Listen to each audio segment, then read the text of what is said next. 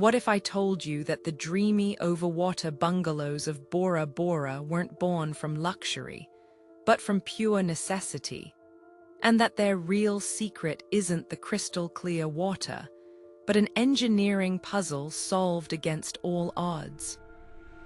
Picture this: you're standing on a wooden deck suspended above turquoise water, so clear you can count the fish below.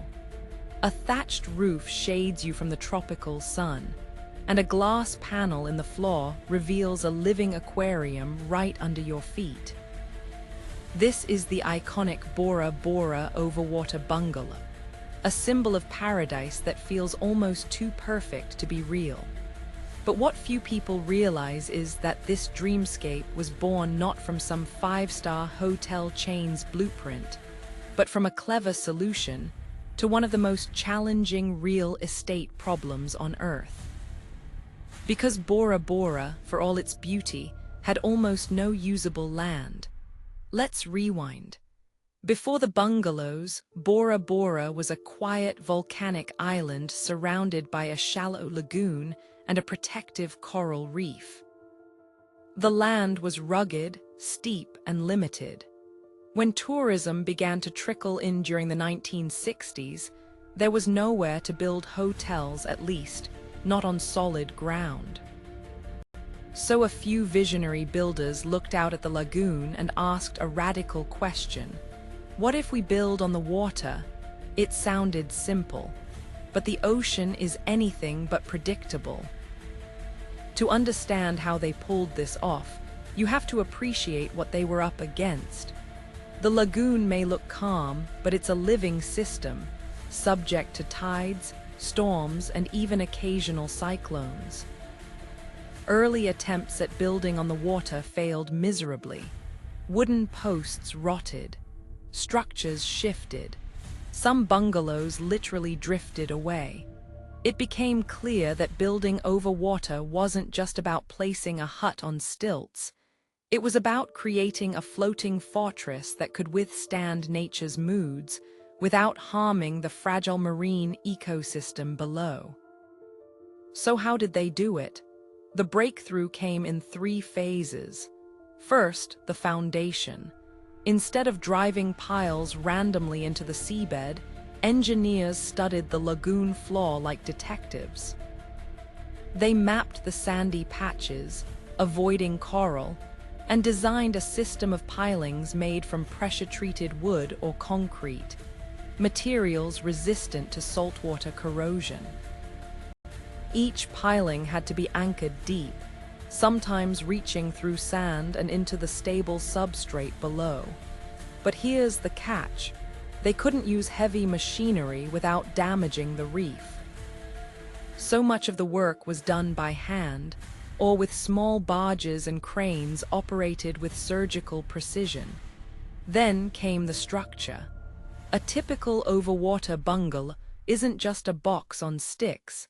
It's a carefully balanced unit designed to distribute weight evenly.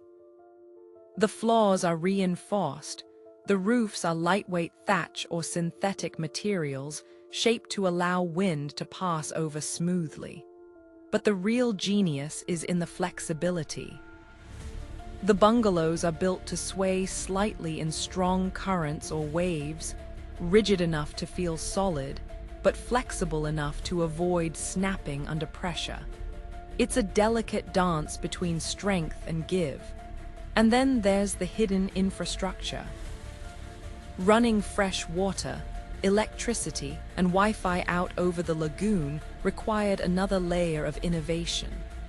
Pipes and cables had to be run beneath walkways or underwater, protected from corrosion and marine life. Waste management became a critical puzzle. Early systems polluted the lagoon. But today, modern bungalows use advanced treatment systems that clean water before returning it to the sea. Some even use solar power and rainwater collection to reduce their footprint. But perhaps the most overlooked challenge was comfort. How do you make a bungalow hovering over water feel like a luxury suite? Glass floor panels were introduced not just for views, but to bring natural light deep into the room. Louvered windows maximize airflow, reducing the need for air conditioning. Private decks were positioned to capture sunrise or sunset views, and ladders were added for direct access into the lagoon, turning each bungalow into its own private portal to the sea. Over time, these innovations transformed Bora Bora from a sleepy island into the world capital of overwater luxury. What started as a workaround for limited land became the island's signature, a symbol of harmony between human imagination and natural beauty. Today, staying in an overwater bungalow feels effortless. But that's the point. The best engineering is invisible. It's in the way the bungalow stays cool without AC, how the walkway doesn't wobble when you walk, how the marine life still thrives below. Bora Bora didn't just create a place to sleep. It created an experience that feels both adventurous and serene, wild and refined. And that's the real magic of the Overwater Bungalow.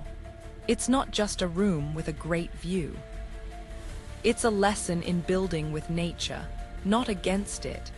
A reminder that sometimes the most breathtaking solutions come from listening to the world around us and daring to build where no one thought we could. Have you ever stayed in an overwater bungalow? Or is there another incredible structure you'd like us to explore? Let us know in the comments, and don't forget to subscribe to Wonder Explorer for more stories that reveal the hidden worlds behind the world's most amazing places.